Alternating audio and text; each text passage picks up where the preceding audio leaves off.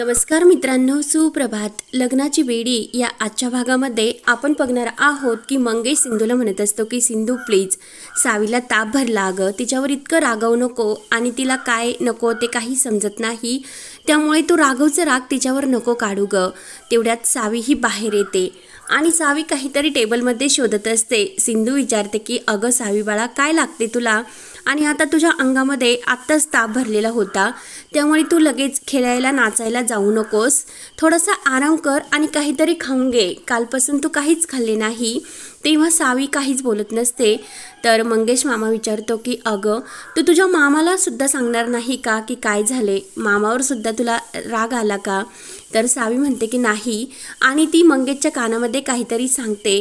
तर लगेच मंगेश हा म्हणतो की सावी, मी आत्ता जाऊन येतो, तू तोपर्यंत काहीतरी खाऊन घे. तेव्हा मंगेश जायला निघतो. सिंधू विचारते की मंगेश काय झाले? तेव्हा मंगेश झालेले सर्व सिंधूला सांगत असतो आणि बाकी काही नाही ग असे म्हणतो. तेवढ्यात सावीला ती राघव आणि मधूच्या लग्नाची पत्रिका सापडते आणि सावीला आनंद होतो, कारण त्यावर विनायक जे ते राहत असतो रत्नपारखी कुटुंबात, तिथला पत्ता तिला सापडलेला असतो. सावी मनात विचार करते की आता तर मला आई विनायकला सुद्धा भेटायला जाऊन देत नाही, त्यामुळे आता ह्या पत्ता तर मिळाला, त्यामुळे ह्या ॲड्रेसवर आता मी एकटीसुद्धा जाऊ शकते असं सावीने ठरवलेले असते. त्यानंतर इकडे रत्नपारखी कुटुंबात सर्वजण जेवायला बसतात. तर मधू म्हणते की राघव, तू आता आराम कर, जेवण करून झाल्यानंतर. तर काकू म्हणते की बायको जे सांगते तेच ऐक. तर राघव म्हणतो की हो. तेवढ्यात राजश्री म्हणते की अन्वी कुठे, म्हणून अन्वीला आवाज देत असते. तर अन्वी ही बाहेर येते. तर अन्वी आपले ताट घेते आणि आतमध्ये तिला काही सिरियल्स बघायच्या असतात, म्हणून ती आतमध्ये जायला निघते. राजश्री म्हणते की अगं अन्वी बाळा, तू येते सर्वांसोबत जेव. रत्नाकर म्हणत असतो की अगं, तुझा लाडका मामासुद्धा आपल्या सर्वांच्या सोबत जेवतो, तू सुद्धा त्याच्यासोबत गप्पा मारून जेवू शकते. अन्वी म्हणत असते की नाही, माझ्या काही सिरियल्स मला बघायच्या, त्यामुळे त्या बघता बघता मी आतमध्ये जेवण करते. तेव्हा लगेच राघव म्हणतो की अगं अन्वी, बस ना इथे जेवणासाठी. तर लगेच अन्वी म्हणत असते की अरे राघव मामा, प्रत्येकाचा स्वभाव हा तुझ्या या घरातला वेगवेगळा का आहेत? सर्वजण तुझ्या स्वभावासारखे का नाहीत रे? तेव्हा लगेच राघव म्हणत असतो की अगं, जर प्रत्येकाचा स्वभाव हा सारखाच असता तर जीवन जगण्याला काय मज्जा राहिली असती. त्यामुळे प्रत्येकाचे हे स्वभाव वेगवेगळे असतात आणि आपल्याला त्यानुसार ते वागावं लागतं.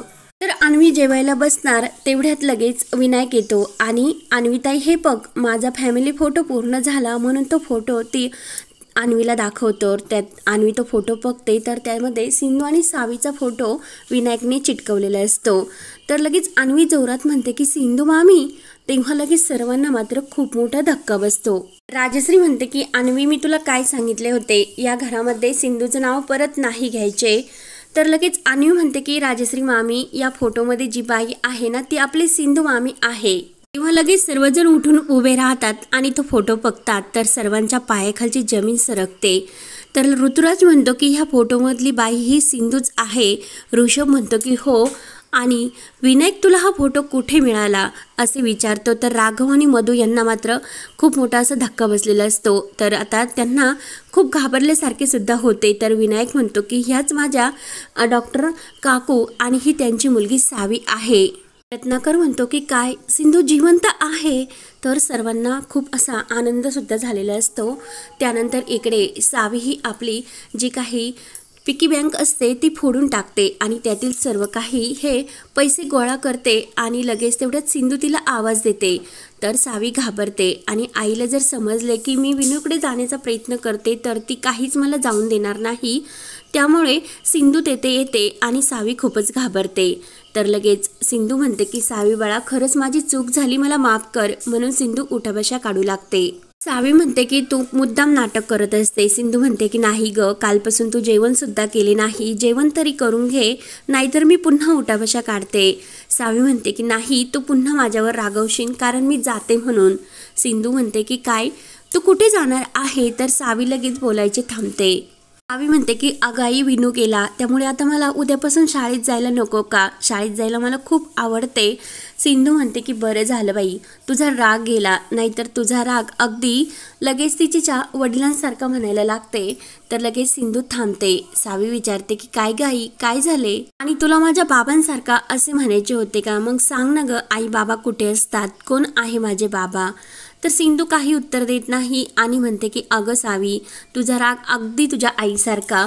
म्हणून सिंधू स्वतःला सावरते.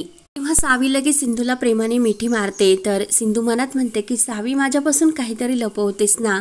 तर सावी सुद्धा मनात म्हणत असते की आई मला माफ कर, विनायकची आणि माझी जाताना भेटसुद्धा झाली नाही, कारण मला विनूची राघव काकाची खूप आठवण येते. त्यामुळे मी आता लगेच जाते आणि परत त्यांना भेटून लवकरच येईल, पण प्लीज मला माफ कर, माझ्यावर रागवू नको. त्यावर इकडे विनायक सांगत असतो की मी ज्यांना डॉक्टर काकू करत असतो ना, त्याच माझ्या ह्या डॉक्टर काकू आहेत, म्हणजे तुमच्या त्या कोण सिंधू. आणि अन्वीताई, मला एक गोष्ट सांग की तू माझ्या डॉक्टर काकूंना सिंधू मामी का म्हटली? तर लगेच राघव लगेच म्हणतो की चुकून म्हटली. आणि म्हणते की राघव मामा, मी चुकून नाही म्हटले, जे खरं आहे तेच म्हटले. तर राघव म्हणतो की तू चुकूनच म्हटली, परत असे नाही म्हणणार तू. तेव्हा अन्वीला खूप राग येतो आणि या घरात नक्की काहीतरी प्रॉब्लेम आहे असे ती म्हणते. राघव लगेच विनायकला घेऊन रागाने आतमध्ये जातो. तर लगेच राजश्री विचारत असते की राणी, मी तुला काय विचारते की सिंधू जिवंत आहे का? तर मधू काहीच उत्तर देत नसते. तर राघव येतो. राघव म्हणतो की हो, सिंधू जिवंत आहे. तर लगेच राजश्री रडतच म्हणत असते की मग अंकुर? तेव्हा लगेच राघव म्हणतो की नाही, तो नाही. तेव्हा सर्वांना वाईट वाटते. राजश्री म्हणते की मग सावी कुणाची मुलगी आहे? काही त्यांनी दत्तक वगैरे घेतली की काय? राघव म्हणतो की त्याबद्दल मला काहीच माहिती नाही. सर्वांना तर खूप मोठा असा धक्का बसतो की सिंधूला मूल होणार नसते, मग सावी ही कुणाची मुलगी आहे? सर्वांना हा प्रश्न पडतो. राजश्रीच्या डोळ्यात मात्र खूप पाणी येत असते. राजश्री म्हणते की सिंधू इतक्या दिवस जिवंत होती, मग साधा एक कॉल सुद्धा तिला करावशी वाटलं नाही, तिची खुशाली सांगावशी वाटली नाही. असं काय पाप केलं होतं आणि प्रेम करण्यामध्ये मी कुठे कमी पडले होते? रत्नाकर म्हणतो की राजश्री, तिची काहीतरी कारणं असतील, असे काही नाही. राजश्री रडतच म्हणत असते की नाही, आपण तिच्यावर आपल्या सख्या मुलीपेक्षा प्रेम केले, राघवपेक्षा सुद्धा खूप जास्त, तरी सुद्धा कुठे कमी पडले आपले ते प्रेम, कारण सिंधूला थोडेसे सुद्धा आपल्याला कळून देऊशी न वाटले. नंतर इकडे सिंधू काही पुस्तकं आवरत असते आणि त्यामध्ये तिचा आणि राजश्रीचा फोटो असतो. तो फोटो बघून सिंधूला खूप वाईट वाटते आणि आई, सर्वात जास्त मी घरून निघून गेल्याचे दुःख तुम्हाला झाले असेल आणि तो सर्वात जास्त त्रास तुम्ही सहन केला असेल, कारण एका आईपेक्षा जास्त तुम्ही मला जीव लावले, माझ्यासाठी सर्वांशी भांडलात, सर्वांशी हे मिळून मिसळून माझ्यावर इतके प्रेम केले. आईचं प्रेम काय असतं हे मला तुमच्याकडून समजले होते आणि आप्पा गेल्यानंतर माझे आई आणि आप्पा या दोघांचं प्रेम तुम्ही मला दिले होते. म्हणून सिंधूला सुद्धा राजश्रीची खूप आठवण होऊन तिच्या डोळ्यामध्ये सुद्धा पाणी येत असते. नंतर इकडे राजश्री सुद्धा खूप रडत असते. मधू तिला समजावते. तर राजश्री विचारते की म्हणजे आपल्या राघवचा जीव सिंधूने वाचवलं का? तर मधू म्हणते की हो, आणि तिचे खूप उपकार आहे आपल्यावर. तर लगेच काकू म्हणते की बाद झाले मधू, सिंधूने आपल्यावर जरी उपकार केले असले तरी सुद्धा आपण तिच्यावर खूप उपकार केले, तिला या घरातलं आपलंसं मानलं, प्रेम दिलं, राघवने तिच्याबरोबर लग्न करून उपकारच केले. आणि काकूसुद्धा रडत असते, पण तिने काय केले, तिने आपल्या अंकुरला आपल्याला न कळवता या घरातून घेऊन निघून गेली आणि आपला नातू आपला तिच्यामुळे गमावला. तर सर्वांना सुद्धा खूप वाईट वाटत असते. इकडे सिंधू सुद्धा म्हणत असते की आई, मी जे काही वागले ती कदाचित माझी एक चूक असेल, पण प्लीज मला माफसुद्धा तुम्ही करू शकता, आणि मी तसे का वागले याची सुद्धा कारण तुम्हाला माहिती आहे. तुम्हाला माझी आठवण येतच असेल आई, पण मला सुद्धा मी तुम्हाला खूप मिस करते. पण राघव जसे मला शोधण्यासाठी आले नाही, तशी तुम्हाला सुद्धा माझी आठवण का आली नसेल हो, आणि तुम्ही सुद्धा राघव सारख्याच असं मला शोधायला का आले नसतील, म्हणून सिंधूला सुद्धा वाईट वाटत असते.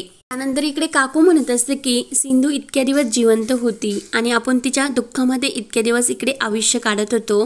ती जिवंत होती, आपल्याला एकदा तरी का सांगावंसं वाटलं नसेल, कारण ती आपल्याला आपलं मानतच नाही, म्हणूनच तिने आपल्याला काही सांगितले नसेल. तिच्या वागण्यावरून आपल्याला कळते की सिंधूला आपण तिच्या आयुष्यामध्ये नकोय, आणि सावी ही कुणाची जरी मुलगी असली पण तिच्याबरोबर तिने आपलं आयुष्य नव्यानं तर सुरू केलं ना, असे काकू सर्वांना सांगत असते. राघवला सुद्धा वाईट वाटत असते आणि इकडे सिंधू सुद्धा रडत असते. तर हा भाग येथे संपतो. पुढील भागामध्ये राघव सर्वांना सांगत असतो की सिंधू आपल्यासाठी मेली होती, परत या घरामध्ये सिंधूचं नाव कोणीही घेणार नाही आणि ती आपल्यासाठी कायम मेलेलीच राहील. त्यानंतर इकडे सिंधू सावीला आवाज देते. सावी मात्र कुठेही तिला सापडत नाही, म्हणून ती लगेच मंगेशला फोन करते आणि मंगेश, सावी सापडत नाही, प्लीज तू लगेच इकडे ये. तर मंगेश म्हणतो की हो सिंधू, तू टेन्शन घेऊ नको. तेव्हा तर सावी ही तिकडे रत्नपारखी कुटुंबात पोहोचणार का, काही नवीन संकट तिच्यावर येणार का, आणि सिंधू आणि मंगेश सावीला शोधत शोधत रत्नपारखी कुटुंबात कसे पोहोचणार हे पाहण्यासाठी आपल्या चॅनलला नक्की सबस्क्राईब करत राहा. धन्यवाद.